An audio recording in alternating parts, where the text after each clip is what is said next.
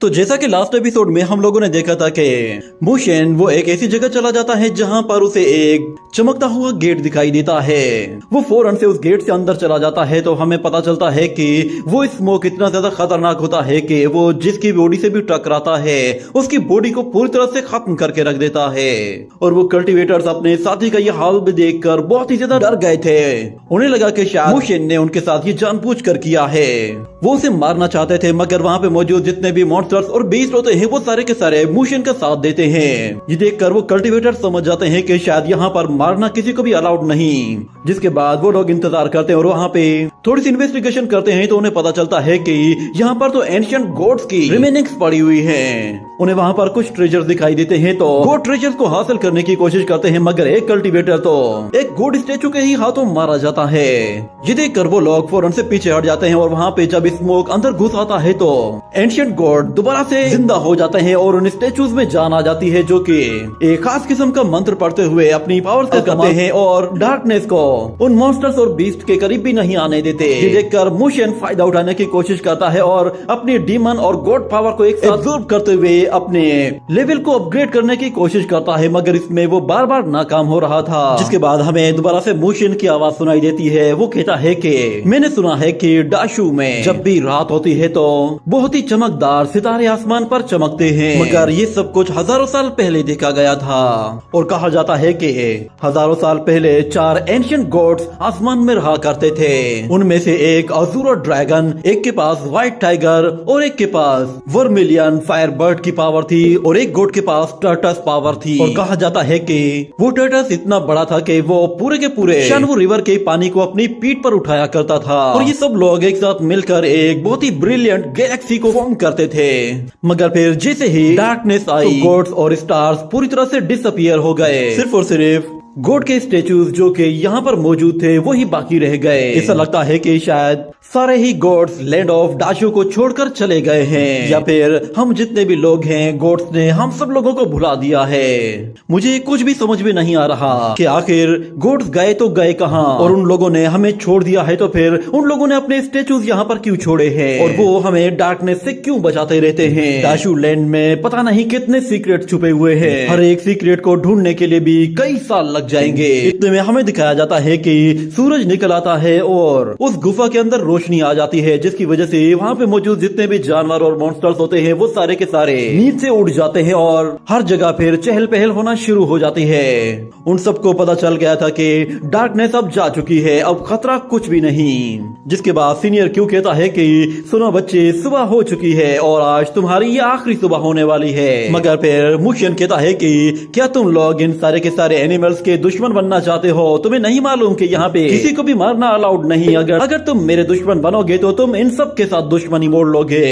मगर सिस्टर किन कहती है कि बच्चे, ये सारे मॉन्स्टर्स अब थोड़ी देर में यहाँ से जाने वाले हैं जिसके बाद तुम्हें बचाने वाला यहाँ पर कोई भी नहीं होगा। ये बात सुनकर मुशेन घबरा जाता है और वो कहता है कि मैं अकेले ही इन दोनों का मुकाबला नहीं कर सकता। एक तो ये लोग पावरफुल कल्टीवेटर्स हैं, ऊपर से मैंने अभी तक अपना फर्स्ट लेवल भी एक्टिवेट नहीं किया।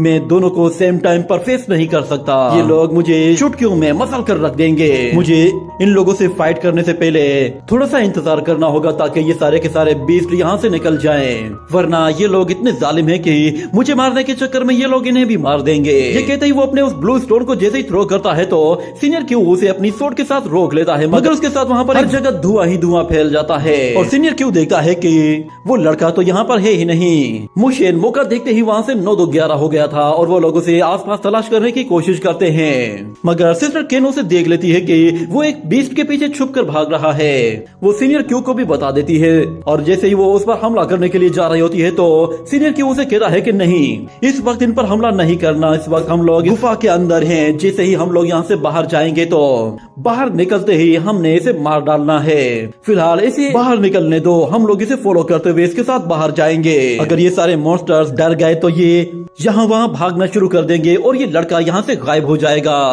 मगर फिर मुशियन पीछे मुड़कर देखता है तो उसे नजर आता है कि वो कल्टीवेटर्स तो उसका पीछा कर रहे हैं, जिसके बाद वो स्नेक की स्पीड को बढ़ाते हुए फौरन से वहाँ से दूर निकलने की कोशिश करता है। मगर फिर सीनियर क्यू कहता है कि अगर हम लोग इस मर्तबा फेल हो गए तो फिर मास्टर्स को हम लोग क्या मुंह दिखाएंगे कि एक नौसिखिया लड़का हमसे जीत गया। हमें इसके ज्यादा से ज्यादा करीब जाना होगा, तभी हम लोग इसे मार पाएंगे। पता नहीं ये लड़का हमारे हाथों मरता भी है या नहीं, कहीं ऐसा ना हो कि हमारी इज्जत मिट्टी में मिल जाए। मगर सीनियर किन कहती है कि आप बेफिक्र हो जाएं, मैं इसे मारने के लिए अपनी पूरी कोशिश करूंगी। ये कहते ही वो पलक झपकते ही मुशियन की तरफ चली जाती है। मगर दूसरी तरफ सीनियर क्यू वो कुछ और ही सोच रहा होता है और फौरन से एक और डायरेक्शन की तरफ चला जाता है।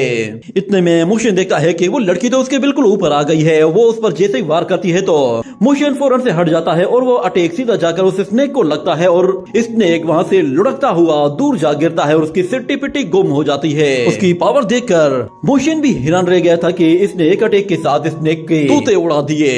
मगर फिर वो लड़की उसके करीब आते ही उस पर अपनी लेग टेक्निक्स के साथ एक के बाद एक अटैक करना शुरू कर देती है, जिसकी वजह से वो मुशियन को पीछे धकेलने में कामयाब हो जाती है और वो उसका पीछा करते हुए दोबारा से उसके करीब जाती है और उसे किक मारने की कोशिश करती है। मगर मुशियन इस मर्तबा भी खुद को बचाते हुए उससे दूरी बनाने की कोशिश करता है।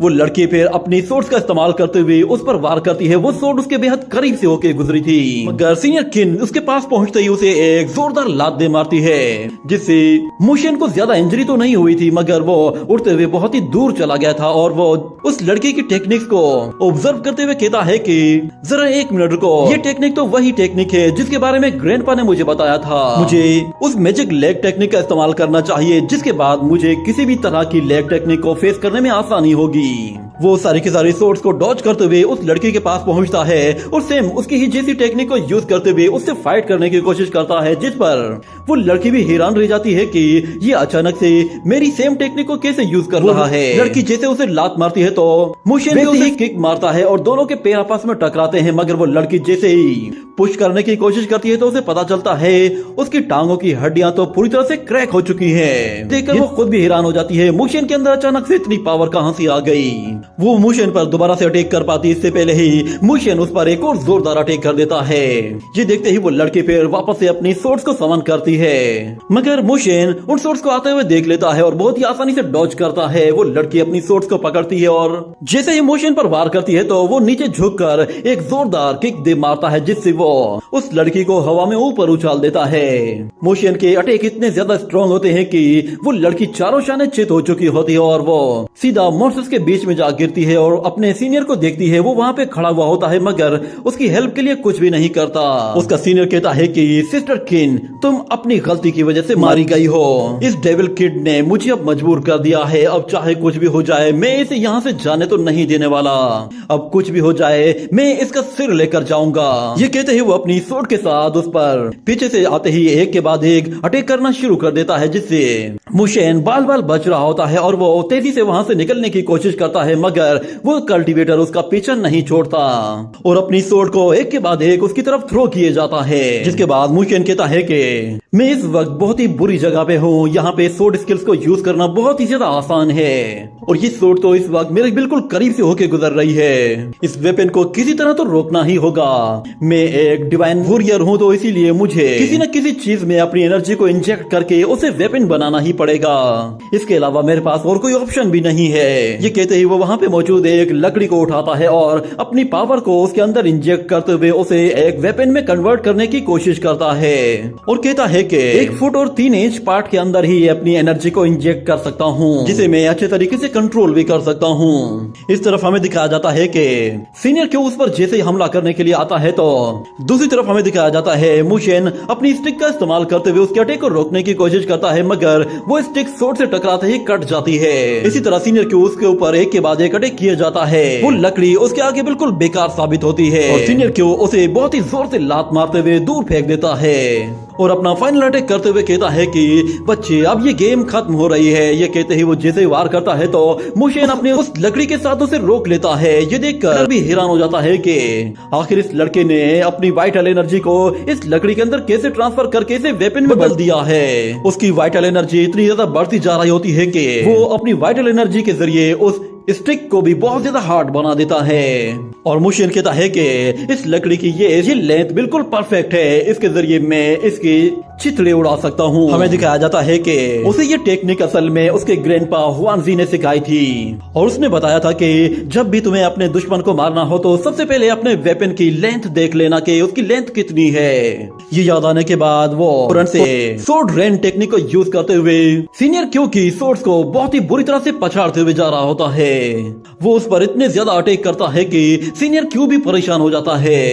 मुशेन की स्पीड और स्ट्रेंथ बहुत ही तेजी से बढ़ती जा रही होती है, जिस पर सीनियर क्यू कहता है कि लगता है कि अब मुझे अपनी स्ट्रेंथ को बढ़ाना पड़ेगा। ये कहते ही वो अपनी सारी की सारी सोर्ड्स को फौरन से समन करता है और हमें दिखाया जाता है उसके बॉक्स में मौजूद जितने भी सोर्ड्स होती हैं वो सारी की सारी एक साथ बाहर आ जाती हैं। और सीनियर क्यू जैसे उन सोर्ड्स के साथ हमला करना शुरू करता है तो वो सोर्ड्स चारों तरफ से आकर हमला करती है, मगर मुशेन अपनी स्पीड के दम पर उन सारी की सारी सोर्ड्स को बहुत ही आसानी से हैंडल कर रहा होता है। ये देखकर सीनियर क्यू हैरान से रह जाता है और कहता है इसकी स्पीड और वाइटेलिटी तो बढ़ती जा रही है। ये लड़का आखिर है क्या? मैं तो इसे क्लियरली देख भी नहीं पा रहा। चेन अटैक्स डिस्ट्रॉय करते करते उसके बेहद करीब आ गया था और वो मॉन्स्टर जैसे ही एक जगह रुकता है तो सीनियर क्यू वहां से उड़ते हुए ऊपर चला जाता है और मुशेन उसके पास आते ही उस पर एक जोरदार स्टिक से वार करते ही उसकी पसलियां तोड़ देता है और फिर एक के बाद एक अटैक करते हुए हड्डियों को क्रैक्स करना शुरू कर देता है। ये देखकर सीनियर क्यू भी बिल्कुल हक्का बक्का रह गया था। उसे अटैक में मार पड़ रही होती है, जिसकी वजह से वो इतना ज्यादा गुस्से में आ जाता है कि वो सारी की सारी सोर्ड्स का रुख उसकी तरफ कर देता है और वो सोर्ड्स इससे पहले कि मुशेन को हिट करती ही वो फौरन से ऊपर जाते ही अपनी स्टिक से उसके मुंह पर ही वार करता है, जिसकी वजह से उसके मुंह से खून निकल आता है, जिसके बाद वो उसकी कलाई भी तोड़ देता है और आखिर में वो अपनी स्टिक को उसके चेहरे पर बहुत ही जोर से रगड़ता है, जिसकी वजह से सीनियर क्यू तो बहुत ही बुरी तरह इंजर्ड हो जाता है। उसकी हालत तो बुरी हो गई थी कि लग रहा था कि जैसे वो अब मरने वाला है। उसकी जूनियर सिस्टर जो कि किसी तरह अपनी जान बचाने में कामयाब हो गई थी, वो भी उसकी मदद करने के लिए नहीं आती क्योंकि सीनियर ने उसकी मदद नहीं की थी, तो इसीलिए वो भी अब उसे मरता हुआ देखती है। मुशेन यहाँ पर इसकी कुत्ते वाली धुलाई कर रहा होता है। एक के बाद एक अटैक करने के साथ वो उसके हर एक अटैक को डॉज करते हुए उसकी हड्डियां तोड़ रहा होता है, मगर इतनी ज्यादा एनर्जी यूज करने की वजह से मुशेन भी काफी ज्यादा थक गया था और वो कहता है कि मैं अब इसे और ज्यादा देर तक होल्ड नहीं कर पाऊंगा। और दूसरी तरफ सीनियर क्यू भी कहता है कि मेरी एनर्जी अब खत्म हो चुकी है। वो दोनों ही एक दूसरे को पुश करते हैं और सीनियर क्यू अपनी सोर्ड से वार करने वाला होता है, मगर मुशेन फिर से अपनी स्पीड का फायदा उठाकर उसके मुंह पर ही वो स्टिक दे मारता है, जिसकी वजह से सीनियर क्यू की वो सोर्ड उसके हाथ से निकलकर दूर जा गिरती है और वो दोनों ही बहुत ही ज्यादा थके हुए होते हैं। और मुशेन को तो चक्कर आने लगे थे, ऐसा लग रहा था कि जैसे वो कभी भी बेहोश होकर गिर सकता है, मगर सीनियर क्यू कहता है कि अब मैं अपना फाइनल अटैक करने वाला हूँ, ये आखिरी हमला है। ये कहने के साथ ही वो फिर से हमला करने की तैयारी करता है और दूसरी तरफ मुशेन को याद आता है कि ग्रैनी ने मुझे बताया था कि अपने दुश्मन को कभी भी एक मौका मत देना, क्योंकि दुश्मन को एक मौका मिल जाए तो वो तुम्हें जान से मार सकता है। इसलिए चाहे कुछ भी हो जाए अपने दुश्मन को कभी भी कोई भी मौका मत दिया करो, क्योंकि वो एक मौका ही हमारी जिंदगी होता है। इस तरफ हमें दिखाया जाता है कि सीनियर क्यू की सारी सोर्स उसके बेहद करीब पहुंच गई थी और वो कहता है कि मेरे अंदर अगर जरा भी वाइटेलिटी है तो मैं इसे हर हाल में मारूंगा। ये कहते ही अचानक वो उन सोर्स को डॉज कर देता है। मुशेन नीचे झुककर अपनी स्टिक से उस पर वार करता है और उसके साथ उसकी अपनी ही सोर्स भी उसकी बॉडी में आकर घुस जाती है। मुशेन ने सीधा उसके गले पे वार किया था, जिसकी वजह से वो बहुत ही बुरी तरह से इंजर्ड हो गया था और उसके बचने की कोई उम्मीद नहीं थी, जिस पर वो खुद भी हैरान होकर कहता है ये ऐसे नहीं होना चाहिए था। मगर मुशेन उस स्टिक के साथ उसे उठाकर हवा में ऊपर उछाल देता है, जिसके साथ उसका वहीं पे ही खात्मा हो जाता है और उसकी बॉडी जमीन पर आकर गिरती है और सारे के सारे मॉन्स्टर्स उसके ऊपर से ही भागते हुए जा रहे होते हैं। और वहीं पे ही हमें दिखाया जाता है सीनियर किन को, जो कि उसकी डेड बॉडी को देखते हुए वहां से आगे निकल जाती है। उसमें भी जरा सी भी जान नहीं थी कि वो उसकी कोई हेल्प करे। वो उन मॉन्स्टर्स के साथ ही सीधा आगे की तरफ चली जाती है और हमें दिखाया जाता है कि वो लोग वहां से बहुत ही दूर निकल आए थे और मुशेन उस मॉन्स्टर की पीठ के ऊपर से नीचे उतर आता है। वो बहुत ही ज्यादा थका हुआ होता है और उसके अंदर एनर्जी का एक कतरा भी नहीं बचा था, मगर हमें दिखाया जाता है सीनियर किन वो उसका पीछा करते करते वो भी वहीं पर ही आकर गिरती है। वो भी काफी ज्यादा इंजर्ड होती है, मगर अभी भी उसमें इतनी जान थी कि वो अपने पैरों पर खड़ी हो सकती थी। मुशेन जब उसे देखता है तो वो कहता है कि अरे नहीं, ये लड़की तो अभी भी जिंदा है और मेरे जिस्म में तो जरा भी जान नहीं है कि मैं इसका मुकाबला कर सकूं या फिर यहाँ से भाग सकूं। अब तो यहाँ पे मदद करने वाला भी कोई नहीं। मेरी हालत इतनी खराब है कि मैं उठ भी नहीं पा रहा। वो उस लड़की को देखकर आहिस्ता आहिस्ता सुरकते हुए पीछे हटने की कोशिश करता है, मगर वो लड़की उसकी मौत बनकर उसके बिल्कुल सामने खड़ी हो गई थी और अपने सीनियर ब्रदर्स का वो हर हाल में बदला लेना चाहती थी। इसीलिए वो अपनी सोर्ड निकालती है और जैसे ही उसे मारने की कोशिश करती है तो वो सोर्ड सीधा मोशन की गर्दन के पास आकर रुक जाती है, जिस पर वो भी बिल्कुल हैरान से रह जाता है और दूसरी तरफ वो लड़की भी शॉक्ड हो जाती है। दोनों को समझ में नहीं आता कि क्या हुआ है और हमें दिखाया जाता है कि मोशन के पास आने वाली वो सोर्ड असल में रेड थ्रेड्स की वजह से रुक गई थी। रेड थ्रेड्स का मतलब होता है ग्रैनी। हमें ग्रैनी की आवाज सुनाई देती है। वो कहती है कि सुनो लड़की, तुम तो सच में बहुत ही क्यूट हो। मैंने तुम्हें जब पहली मर्तबा देखा था तो उसी वक्त मुझे तुम्हारी ये बॉडी काफी अच्छी लगी थी। तो ग्रैनी को वहाँ पर देखकर मोशन भी बहुत ज्यादा खुश हो जाता है और वो देखता है कि उसके जितने भी मास्टर थे वो सारे के सारे उसकी मदद करने के लिए वहाँ पर पहुँच गए थे। वो लोग उससे कहते हैं कि हमने तुम्हें पाल पोस कर बड़ा किया है, तो इसलिए तुम्हारे लिए हम लोग बहुत ज्यादा फिक्रमंद थे। आज ये पहली रात थी जब तुम हमारे साथ मौजूद नहीं थे, इसीलिए हमें तो पूरी रात टेंशन में तो नींद ही नहीं आई। और वहाँ पर ग्रैंडपा ग्वान तो एक साइड पे खड़ा हो जाता है क्योंकि उसे मालूम था कि ग्रैनी अकेले ही इस लड़की को हैंडल कर लेगी। मगर इस तरफ सिस्टर केन जब ग्रैनी को वहाँ पर देखती है तो वो कहती है कि अगर तुम जिंदा हो तो मास्टर्स का क्या हुआ। ये सुनकर ग्रैनी कहती है कि अच्छा, तो तुम उन 5 ओल्ड बंदों की बात कर रही हो। मैंने तो उन पांचों की चटनी बना दी। ये सुनने के बाद हमें दिखाया जाता है कि उस लड़की को भी अचानक से चक्कर आना शुरू हो जाते हैं, मगर वो अपनी सोर्ड लेती है और सीधा ग्रैनी पर वार करने के लिए आती है। उसकी सोर्ड ग्रैनी के गर्दन के बिल्कुल पास पहुंच गई थी, मगर उस लड़की को एक झटका सा लगता है और हमें दिखाया जाता है उसके पीछे ग्रैंडपा हुआनजी आता है और वो अपने बुचर के साथ उस पे जो वार करता है उससे हालत खराब कर देता है और उसकी बॉडी पूरी तरह से जलकर राख हो जाती है। अपने ग्रैंडपा के स्किल्स को देखकर वो भी बिल्कुल हैरान रह गया था। वो अपने स्किल्स में सबसे ज्यादा एक्सपर्ट है और वो उन लोगों से कहता है कि आखिर आप लोग यहाँ पर कब से हैं। तो उसका ग्रैंडपा कहता है हम लोग तो तुम्हें कब से देख रहे हैं, जब से तुम अकेले खुद उन लोगों से फाइट कर रहे थे। हमने तुम्हें फाइट करते हुए देखा है, मगर हमें लगता है कि तुम्हारे अंदर अभी भी ट्रेनिंग की कमी है। तुमने उस बंदे को मारने के लिए सिर्फ और सिर्फ 2-4 ही वार किए हैं, जबकि तुम्हें उस पर 5476 वार करने चाहिए थे। इतने टाइम में तो मैं एक पूरे बीस्ट की छोटी छोटी बोटियां बना देता हूँ। ये सुनने के बाद मोशन कहता है कि अच्छा, तो तुम लोग बहुत पहले ही आ चुके थे, मगर उसके बावजूद भी तुम लोगों ने मेरी कोई मदद नहीं की और मुझे मरने के लिए उसके आगे छोड़ दिया। तुम्हें मालूम नहीं कि मैं किस तरह अपनी जान बचाकर यहाँ पहुँचा हूँ। मगर फिर उसका एक और ग्रैंडपा वो कहता है कि तुम्हारे पास एक डिवाइन बॉडी है, अपनी वाइटलिटी को जल्द से जल्द रिकवर कर सकते हो और तुम्हारी स्पिरिट कभी भी डाउन नहीं हो सकती। तुमने तो उसे बहुत ही बुरी मौत मारा है। मगर मोशन कहता है कि ग्रैंडपा आप गलत डायरेक्शन पर देख रहे हैं, मैं इस तरफ हूँ। और फिर उसका वो ग्रैंडपा जो कि विलेज चीफ होता है वो कहता है कि तुमने जो ये नाइफ टेक्निक देखी है ये असल में एक वार टेक्निक है और इसका कनेक्शन यंग कल्टिवेटर्स के सोर्ड स्टाइल के साथ मिलता है। इस टेक्निक को सीखने के लिए तुम्हारे पास ऐसे स्किल्स होने चाहिए कि जिससे तुम अपने वेपन को खुद कंट्रोल कर सको और तुम्हारी वाइटलिटी तुम्हारे वेपन्स के अंदर फ्लो होनी चाहिए। यूँ समझ लो कि तुम्हारा वेपन तुम्हारी बॉडी का एक हिस्सा होना चाहिए, जिसे तुम जिस तरह भी मूव करना चाहो कर सको और जिसमें जितनी एनर्जी डालना चाहो डाल सको। तुम जितनी ज्यादा एनर्जी का इस्तेमाल करोगी तुम्हारे अटैक का इम्पैक्ट भी उतना ही ज्यादा होगा। यूँ समझ लो कि तुम एक सिंगल अटैक के साथ बहुत बड़ा डैमेज कर सकते हो। आज से पहले सोर्ड स्किल्स तो सिर्फ और सिर्फ मिलिट्री के लिए हुआ करते थे ताकि इन स्किल्स को वार में यूज किया जा सके, मगर बाद में बहुत सारे सेक्ट्स ने इन सोर्ड स्किल्स को आम लोगों को भी सिखाना शुरू कर दिया। वो लोग इन सोर्ड्स को कंट्रोल करने के लिए थ्रेड्स का इस्तेमाल करते हैं और इन सोर्ड्स को एक लिमिटेड डायरेक्शन तक अपनी मर्जी से कहीं भी मूव कर सकते हैं और उसके साथ साथ वो सेम टाइम पर अपने हाथों से भी फाइट कर सकते हैं। पर इन अटैक्स में एक मसला है, जब भी कोई बंदा ये अटैक्स करता है तो उसकी स्ट्रेंथ कम हो जाती है, इसीलिए वो लोग अपनी स्ट्रेंथ को बढ़ाने के लिए एट्रीब्यूट पावर का इस्तेमाल करते हैं ताकि वो लोग अपनी वाइटल पावर को दोबारा से रिकवर कर सकें और अपनी पावर को बढ़ा सकें। ये सुनकर मोशन कहता है कि आपका कहने का मतलब ये है कि जब तक मैं सोर्ड स्किल्स सीख नहीं लेता तब तक मैं अपना फर्स्ट लेवल एक्टिवेट नहीं कर सकता, ना ही मैं अपनी डिवाइन बॉडी को अचीव कर सकता हूँ। तो ग्रैंडपा कहता है कि हाँ ऐसा ही है। तो फिर मोशन कहता है कि क्या हम लोग अपनी की के जरिए कोई एट्रीब्यूट पावर हासिल नहीं कर सकते। ये कहकर वो उदास हो जाता है, जिस पर ग्रैनी कहती है कि तुम इस तरह उदास मत हो। तुमने अभी तो अपना फर्स्ट लेवल भी एक्टिवेट नहीं किया और उसके बावजूद भी तुमने देखो कितने हाई लेवल के कल्टीवेटर्स को मार दिया है। ये सारे के सारे स्पिरिट एम्ब्रियो लेवल के वॉरियर्स थे। तुम बस थोड़ा सा इंतजार करो, जब तक तुम अपनी ओवरलोड पावर को एक्टिवेट नहीं कर देते तब तक तुम्हें थोड़ा सा एहतियात करना होगा। तुमने मास्टर यान कांग के बारे में तो सुना ही होगा। वो इस दुनिया का सबसे पावरफुल कल्टीवेटर से जो कि गोड्स के अंडर में रहता है। मैं गारंटी के साथ कह सकती हूँ कि वो भी इतना ज्यादा ताकतवर नहीं था जितना कि तुम हो।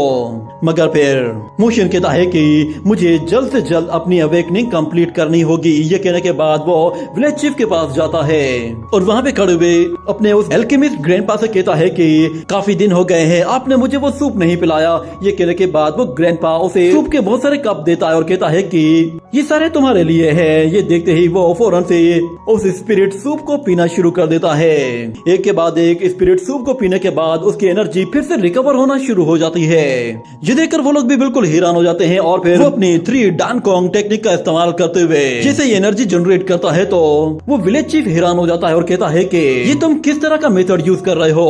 तो मोशन उनसे कहता है कि ग्रैंडपा, मैंने एक बहुत ही अच्छा मेथड ढूंढ निकाला है। मैं 3 डानकोंग टेक्निक को यूज करने के लिए एक जगह बैठकर एक्टिवेशन नहीं करता, अब मैं इसे चलते हुए या फिर दौड़ते हुए प्रैक्टिस करता हूँ। इससे ये मुझे और भी ज्यादा आसान लगता है। ये कहते ही वो तेजी से भागना शुरू करता है और कहता है कि जितना तेज मैं भागूंगा उतनी ही प्रैक्टिस मेरी अच्छी होगी और मेरी स्पीड के साथ मेरी वाइटैलिटी भी उतनी ही जल्दी रिकवर होती है। वो लोग देखते हैं कि मोशन की स्पीड पहले के मुकाबले में बहुत ही ज्यादा बढ़ चुकी है। वो काफी तेजी से भागते हुए उन लोगों से दूर निकल जाता है और फिर वो एल्केमिस्ट उस विलेज चीफ से कहता है कि क्या आपने देखा, इस लड़के की वाइटैलिटी पूरी तरह से खत्म हो चुकी थी मगर इसने सिर्फ और सिर्फ थोड़ा सा ही सूप पिया है और ऐसा लग रहा है कि जैसे इसकी वाइटैलिटी तो पूरी तरह से रिकवर हो चुकी है। वो पहले के मुकाबले में अब और भी ज्यादा स्ट्रॉन्ग लग रहा है। और फिर हमें दिखाया जाता है उसके सारे ग्रैंडपा उसके पीछे आ रहे होते हैं और वो कहते हैं कि ये लड़का तो सच में लाजवाब है। और फिर वो मॉन्क कहता है, जब मैं फर्स्ट टाइम लिंक्ड रियलम को अचीव कर रहा था तो उस वक्त मैं एक थंडर पाल्म अटैक में फंस गया था। वहां से निकलने के लिए मुझे हर हाल में ब्रेक थ्रू करना था और मैंने वो ब्रेक थ्रू सक्सेसफुली कर लिया था। और ग्रैंडपा ग्वान कहता है कि हाँ, मेरे साथ भी सेम ऐसा ही हुआ था जब मैं उड़ते हुए हवाओं में ऊपर की तरफ जा रहा था मगर ऊपर हवा का प्रेशर बहुत ही ज्यादा था और मेरी वाइटैलिटी भी अचानक से पूरी तरह खत्म हो गई थी और मुझे ऐसा लग रहा था कि जैसे मैं अब नहीं बचूंगा। मगर दूसरे मास्टर्स कहते हैं कि अभी तक मोशन ने अपनी अवेकनिंग कंप्लीट नहीं की है। उसकी अवेकनिंग लगता है शायद बहुत ही ज्यादा हार्ड होने वाली है मगर उसके बावजूद भी वो इतना ज्यादा स्ट्रॉन्ग हो चुका है कि वो बड़े से बड़े कल्टीवेटर को भी हरा सकता है। ये कहने के बाद ग्रैंडपा ग्वान फौरन से उसका पीछा करते हुए अपनी स्पीड का इस्तेमाल करता है और पलक झपकते ही उसके बेहद करीब चला जाता है और उसे कहता है, तुमसे तो बदबू आ रही है। ये कहते ही वो आगे निकल जाता है और मोशन फिर गुस्से में उसका पीछा करना शुरू कर देता है।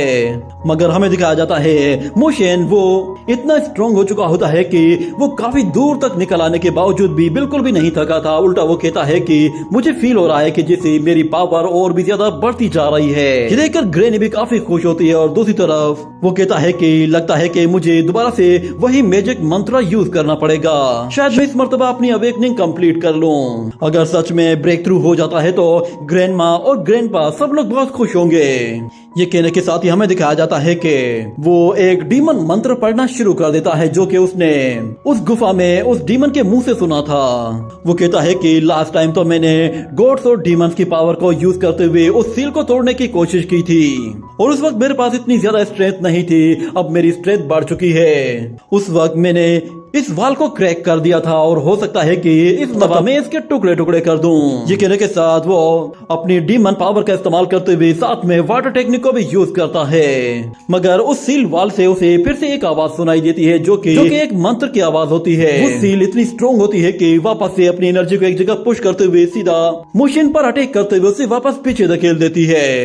ये देखकर वो खुद भी हैरान हो जाता है और वो कहता है कि मैजिक मंत्र भी काम नहीं आ रहा। मेरी स्ट्रेंथ तो पहले के मुकाबले में ज्यादा बढ़ चुकी है। मैं अपनी वाइटैलिटी को आखिर इस तरह कैसे यूज करूं कि मैं इसे एक ही ब्लो के साथ तोड़ दूं। ये कहते हुए वो उस स्पिरिट वॉल की तरफ देखता है और फिर कहता है कि हाँ, एक आइडिया है। मैं अपनी डिवाइन पावर के तीनों एट्रीब्यूट को एक साथ कंबाइन करके इस पे हमला करता हूँ। ये कहते हुए वो डीमंस की पावर को यूज करता है और सेम टू सेम वैसा ही मंत्र पढ़ना शुरू कर देता है जो कि डीमंस पढ़ रहे थे। और उसके साथ साथ फिर वो गोड्स के मंत्र को पढ़ना शुरू करता है, जिसकी वजह से उसके पास गोड्स की पावर भी आ जाती है। और उसके साथ साथ फिर वो अपनी वाटर टेक्निक को भी यूज करता है। इस तरह हमें दिखाया जाता है कि भागते भागते उसकी वाइटैलिटी बहुत ही ज्यादा हद तक स्ट्रॉन्ग हो जाती है और हमें दिखाया जाता है वो एक ही टाइम पे गॉड एंड डीमन पावर को यूज कर पा रहा होता है। और भागते भागते वो फौरन से एक तालाब के अंदर कूद जाता है और हमें दिखाया जाता है कि कुछ ही देर के अंदर उस पानी के अंदर एक बहुत ही जोरदार धमाका होता है, जिससे पानी हवा में ऊपर तक निकल आता है। ये देखकर उसका ग्रैंडपा बिल्कुल हैरान रह जाता है और कहता है ये नामुमकिन है, इसके अंदर गॉड्स और डीमन पावर एक साथ आ गई है। ये कहने के साथ ये एपिसोड यहीं पे ही एंड हो जाता है।